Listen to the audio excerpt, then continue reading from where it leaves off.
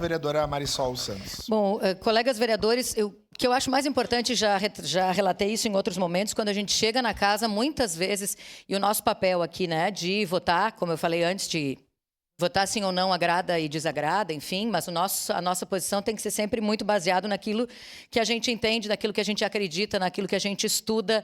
Essa é uma peça bem, a gente leu aqui, né, o texto dela, mas ela tem muitos anexos e muitas coisas que foram reforçando aquilo que a gente acredita, de que realmente a pessoalização é um grande problema.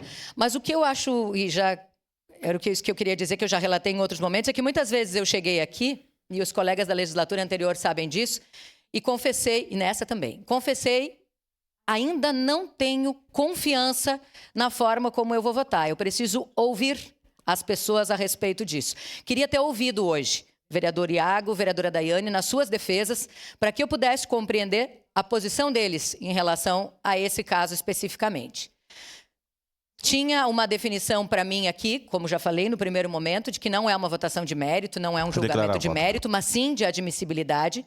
E agora, ouvindo, principalmente o colega Cláudio Libardi, que nos deu uma aula antes também, no processo anterior, explicando o que exatamente se tratava aquela PEC, né? Apesar da gente ter estudado sobre ela, mas a didática dele é muito clara também para isso, eu quero declarar o meu voto, neste caso em específico, contra a admissibilidade. Obrigado, vereadora Marisol Santos. Em declaração de voto, vereadora Andressa Marques.